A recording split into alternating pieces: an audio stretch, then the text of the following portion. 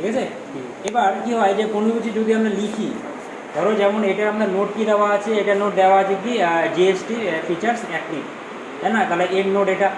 ঠিক তেমনি যখন কোনো কিছু আমরা নোট লিখি বা লিখবো তখন কি দিই, ওর সম্বন্ধে একটা আমরা হেডিং দিই, যে এর সম্বন্ধে এখন আমরা লিখছি বা বলবো।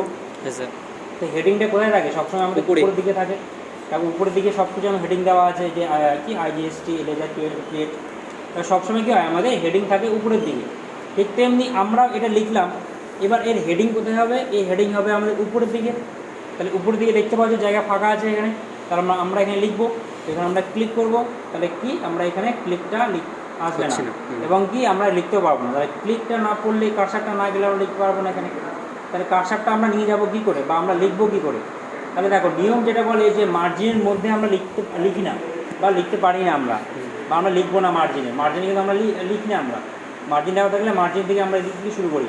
যেমন আমরা পরীক্ষা খাতায় মার্জিন টালে কী করি, আমরা ওটুকুর মধ্যে থাকি, আমরা বাইরে যাই না। ঠিক তেমনি আমরা এখানে বাইরে যাব না, কিন্তু আমাকে এখন হেডিং লিখতেই হবে, আমাকে এর সম্বন্ধে হেডিং আমাকে দিতে হবে। তো হেডিং বা হেডলাইন আমরা কোথায় দেবো, সবসময় উপরের দিকে দেবো। উপরে জায়গা আমাদের এটা ফাঁকা আছে, তো আমরা এখানে ক্লিক করছি, ক্লিক আসছে না। তাহলে নর্মালিভাবে আমরা মার্জিনের মধ্যে লিখতে পারবো না, তো আমাকে এখন মার্জিনের মধ্যে লিখতে হবেই। তাহলে কী করে লিখবো আমরা, এবার আমরা লিখবো কি, ইনসার্টে আসবো আমরা, ইনসার্ট থেকে কী নেবো আমরা, হেডার নিবো আমরা, হেডার। হ্যাঁ, তাহলে যদি মার্জিনের মধ্যে লিখতে হয়, উপরের দিকে লিখতে হয়, তাহলে কী নেবো আমরা, হেডার নিব। হেডার। আর মার্জিনের নিচে বা নিচে যদি লিখতে হয় পেজের এখানে, তাহলে কী লিখবো আমরা, ইনসার্ট থেকে নেবো ফুটার আমরা। তাহলে উপরে লেখার জন্য হেডার, নিচে লেখার জন্য ফুটার। তাহলে হেডার আমরা কী লিখবো, এখানে আসবো, তাহলে ইনসার্ট থেকে হেডারে যা আসবো, এবার এখান থেকে হেডার, যে কোনো একজন হেডার আমরা নিয়ে নেবো। দেখো এখানে অনেকগুলো হেডার আছে, এটা বা এটা বা এটা এটা যেটা খুশি সেটা নিয়ে নেবো হেডার। তো আমরা কী নিবো, আমরা এখান থেকে নর্মাল এই টাইপের ডকুমেন্ট টাইটেল লিখে নেবো আমরা, নিলে এটা চলে আসলো এখানে। ব্যাস, এবার কী করবো আমরা এখানে এবার টাইপ করবো। টাইপ বলতে তোমাকে কী লিখতে বললো মার্জিনে বা হেডারে কী লিখতে বলো, তুমি সেটা এখানে লিখবা।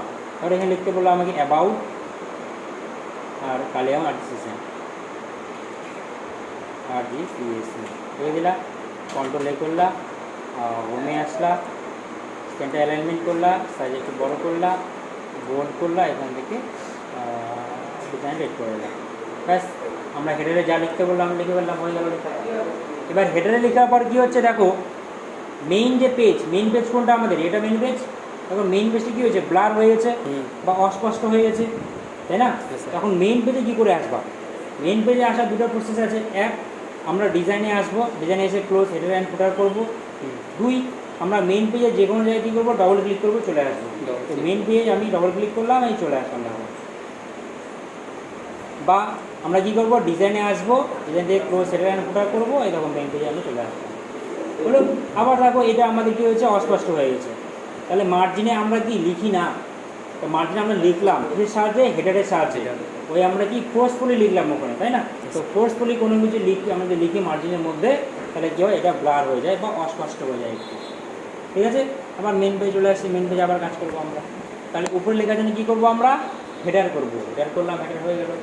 এবার কী করবো আমরা, নিচে লিখবো, নিচে লেখার জন্য আমরা কী করবো, ফুটার করবো। সেমভাবে ইনসার্ট থেকে আমরা ফুটারে ক্লিক করবো, ফুটার নিয়ে নেবো।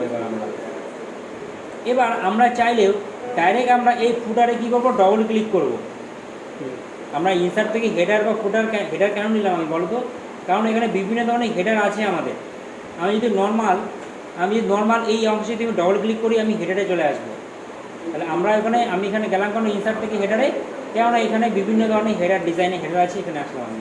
তুমি যদি নর্মালি নাও তাহলে ডাইরেক্ট তুমি এখানে ডবল ক্লিক করো, হেডারে চলে আসলাম। সেমভাবে আমরা এখানেও যদি আমি ডবল ক্লিক করি নিচের দিকে এই অংশে ডবল ক্লিক করলে কী হয়, ফুটারে চলে আসবো আমি। কিন্তু ইনসার্ট থেকে ফুটারে আসলে কী হয়, বিভিন্ন ধরনের ফুটার আছে আমাদের, হ্যাঁ ডিজাইনের। তাহলে আমি ডাইরেক্ট এখানে ডবল ক্লিক করলাম, এই ফুটারে চলে আসলাম দেখো। ব্যাস, এবার ফুটারে যা লিখতে বললো তুমি লিখে দিলাম, www.rgcsm.com লিখতে বললো, লিখে দিলাম আমি। কন্ট্রোল এ করে নিলাম, হোমে আসলাম, আমি এটাকে রাইট অ্যালাইন করে নিলাম, কালার অন্য কালার গ্রিন কালার করলাম, বোল্ড করলাম, সাইজ একটু বড় করলাম, এখান থেকে আমি এটা ধরনটা চেঞ্জ করলাম। ব্যাস হয়ে গেল আমাদের, বোঝা গেল। তাহলে উপরে লেখার জন্য কী ব্যবহার করবো, হেডার, নিচে লেখার জন্য ফুটার। তাহলে দেখো আবার মেইন পেজটা ব্লার হয়ে গেছে, তাহলে মেইন পেজে আবার কী করবা তুমি, ডবল ক্লিক নয়, হেডারে ডিজাইনে গিয়ে কী করবা, ক্লোজ হেডার অ্যান্ড ফুটার করবা। ব্যাস হয়ে গেল, চলে আসলাম, বোঝা গেল। তাহলে উপরে লেখার জন্য কী করবা, হেডার, আর নিচে লেখার জন্য ফুটার ইউজ করবা, ঠিক আছে। এবার আমাদের আর একটা আছে কি, সেটা হচ্ছে ড্রপ ক্যাপ। ড্রপ ক্যাপ কি, অনেক সময় দেখবা এখানে বই থাকলে ভালো হয়। এবার ড্রপ ক্যাপ বলতে আমরা কি বুঝি, দেখবা যে অনেক সময় কোনো লেখা দেখবা খুব বড় ধরনের হয়, বড় হয়, দেখাচ্ছি আমি, তা বুঝতে পারবা। ওটাকে সিলেক্ট করলাম আমরা, ড্রপ ক্যাপ পড়তে গেলে ওটাকে সিলেক্ট করবা, ইনসার্টে আসবা, এই যে ড্রপ ক্যাপ দেওয়া আছে, ড্রপ ক্যাপ নিবা, ড্রপ আছে, একটা ইন মার্জিন আছে। ইন মার্জিন বলতে মার্জিনের ভেতরে, ড্রপ বলতে পেজের ভেতরে, আমি পেজের ভেতরে রাখলাম ড্রপ। তাহলে এরকম লেখা আমি দেখতে পাবো কোথাও, হ্যাঁ স্যার, কোথায় দেখা যায়, হয় কোনো ম্যাগাজিনে দেখতে পাই আমরা, বইও আছে স্যার, বইও আছে, তাই না? ব্যাস, তাহলে এটা কি বলে, এটাকে বলে ড্রপ ক্যাপ। ড্রপ। তাহলে কী করে করবা, যে কোনো একটা ওয়ার্ডকে, লেটারকে সিলেক্ট করবা, ইনসার্টে আসবা, এই যে ড্রপ ক্যাপ দেওয়া আছে, ড্রপ ক্যাপে ক্লিক করে ড্রপ বা ইন মার্জিন, মার্জিনের মধ্যে ড্রপ করলে ড্রপ না, পেজের ভেতরে ড্রপ করলাম আমি, আবার হোমে এসে আমি এখান থেকে করে দিলাম, এখান থেকে কালার চেঞ্জ রেড করে দিলাম, হলো, এটা হলো ড্রপ ক্যাপ। আর এই ড্রপ ক্যাপ সাধারণত যে কোনো প্যারাগ্রাফের, ধরো আমাদের 2 থেকে টেমপ্লেট পর্যন্ত প্যারাগ্রাফ আছে, তো যে কোনো প্যারাগ্রাফে আমাদের ফার্স্ট লাইনে যে ওয়ার্ডটা বা যে লেটারটা আছে শুধু সেই হবে, আমাদের টি বা টু হবে, ঠিক আছে, আমরা টি বা টু হবে, সেট করলাম, ড্রপ ক্যাপ, ড্রপ, হোম থেকে কালার চেঞ্জ। তুমি চাইছো যে আমি অন থেকে লুকের পর্যন্ত আমি করব, ও করব, থার্ড লাইনের ও করব, ওটাকে সিলেক্ট করবো, দেখবো উপরের দিকে ওটা সিলেক্ট হয়ে গেছে আমাদের, আর উপরে ওটা সিলেক্ট হয়েছে আমাদের। তার ড্রপ ক্যাপ সাধারণত কী হবে, আমাদের যে কোনো প্যারাগ্রাফের প্রথম লাইনে যে ওয়ার্ডটা বা যে লেটারটা আছে সেই হবে ড্রপ ক্যাপ, বাকিরা কেউ ড্রপ ক্যাপ হবে না, না তোমার এই সেকেন্ড থার্ড ফোর্থ, না তোমার শেষের দিকে কেউ হবে ড্রপ ক্যাপ, বুঝতে পারলা? তাহলে এইভাবে ড্রপ ক্যাপ করবা প্রত্যেকটা প্যারাগ্রাফে একটা করে, আর ড্রপ বা ইন মার্জিন, গোটা সিলেক্ট করবো। আচ্ছা চলো, ইনসার্ট থেকে ড্রপ, এই যে এটাই হবে প্রথমটা, ঠিক আছে, হ্যাঁ ওটাই হবে, কালার চেঞ্জ করে দিলাম, ঠিক আছে। তাহলে এইভাবে ড্রপ ক্যাপ করবা, ড্রপ ক্যাপ আমাদের হয়ে গেছে, ঠিক আছে। এবার আমাদের আরেকটা কী ছিল, আরেকটা যেমন টেক্সট বক্স। টেক্সট বক্স মানে বুঝতে পারছো, যে লেখার জন্য কোনো বক্স, তাই না? ধরো এটা কোনো একটা নোট আমাদের, এবার নোটের মধ্যে কি আলাদা কোনো নোট ঢোকাতে পারবো আমরা? তুমি এটা কোনো নোট লিখছো, এবার এক্সট্রা কোনো নোটে ঢোকাতে পারবো না আমরা, তাই না? তাহলে কী করবো আমরা, যদি বলে যে ওই পেজের মধ্যেই তুমি নোটটাকে লিখো, তখন কী করবা, তুমি আলাদা করে একটা জায়গা তৈরি করবা যে না এখানে আমি এটা লিখবো। তাহলে ওই আলাদা করে লেখার জন্য কী করবা, ইনসার্ট থেকে কী নিবা, টেক্সট বক্স নিবা, টেক্সট বক্সে ক্লিক করবা, চলো টেক্সট বক্স, যে কোনো একদম টেক্সট বক্স নিবা, হয় এটা বা ওটা, যেটা খুশি সেটা। আমি ধরো এখান থেকে নর্মাল এটা নিয়ে নিলাম, চলে আসলো এখানে। এবার যেটা লিখতে বললো তোমার টেক্সট বক্সে, তুমি সেটা লিখলা, আমি কিচ্ছু লিখলাম না এখানে, তুমি লিখতে পারো, লিখে দাও।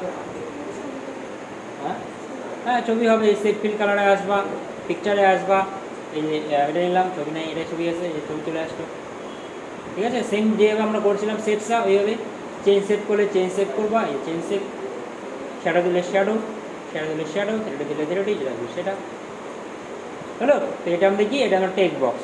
তাহলে উপর লেখার জন্য হেডার, এটা আমাদের ড্রপ ক্যাপ, এটা আমাদের টেক্সট বক্স, আর নিচে লেখার জন্য আমাদের ফুটার, ব্যাস হয়ে গেছে। এবার কী করবো, এটা আমরা সেভ করবো, কন্ট্রোল এস করে আমরা এটাকে ডেস্কটপে সেভ করবো। সেভ করলাম, যে কোনো নাম আমি এটা সেভ করলাম, কোথায়, ডেস্কটপে সেভ হচ্ছে। ডেস্কটপ মানে কি বলা হয়েছিল, কি আচ্ছা, ডেস্কটপ মিনস কি, লোকেশন নিলাম কি আমি, ডেস্কটপ, ডেস্কটপ মানে তোমরা এখনও জানো না, আর ডেস্কটপে সেভ করা হয়নি, কি ডেস্কটপ মানে কি বলা হয়েছিল, ডেস্কটপ মানে বলা হয়েছিল যে তুমি যে ডেস্কটপে ফাইল সেভ করো, তাহলে কী হবে, তোমার স্ক্রিনে এই ফাইলটা দেখতে পাবা, দেখতে পাচ্ছ ফাইলটা আমার, হ্যাঁ স্যার, এই যে BBNN, তার ডেস্কটপ মানে কি, সেভটা সামনে সেভ করলে সামনে স্ক্রিন দেখতে পাবো। হ্যাঁ এতদিন ধরে ডেস্কটপে সেভ হচ্ছে কি, এখন যেটা বলছো না, বলা হয়নি আগে, ডেস্কটপ মানে কি, সামনের স্ক্রিনটা। তাহলে সামনের স্ক্রিনে যদি তুমি শো করতেছো তোমার ফাইল, কী করবা, ডেস্কটপে সেভ করবা, ব্যাস সেভ হয়ে দেখা যাচ্ছে আমরা। এবার এই BBNN-কে আমরা ওপেন করব, ওপেন কী করে করব, আমরা ডবল ক্লিক করব, ওপেন হবে, আর কী করবা, রাইট ক্লিক করে ওপেন করবা, ওপেন হবে, বা কী করবা, ক্লিক করে এন্টার করবা, ওপেন হবে। তাহলে একটা ফাইলকে আমরা 3 ভাবে ওপেন করতে পারি, ঠিক আছে। এবার এই তিনভাবে বাদেও আমরা আরেকভাবে ওপেন করতে পারবো, সেটা হচ্ছে আমরা হাইপার লিঙ্ক। ওই হাইপার লিঙ্কের সাহায্যে আমরা এই পেজটা ওপেন করবো একটু পরে। আগে কী করবা, একটা ফাইল ওপেন করবা, নতুন ফাইল ওপেন করে ড্রপ ট্যাব হেডার ফুটার টেক্সট বক্স করবা, করে এটা ডেস্কটপে সেভ করবা, ঠিক আছে। তারপর বাকিটা বলছে ক্লিয়ার, হয়ে গেছে। ডেস্কটপ মানে কি, সামনে স্ক্রিনে থাকবে শেপটা। না বলা হয়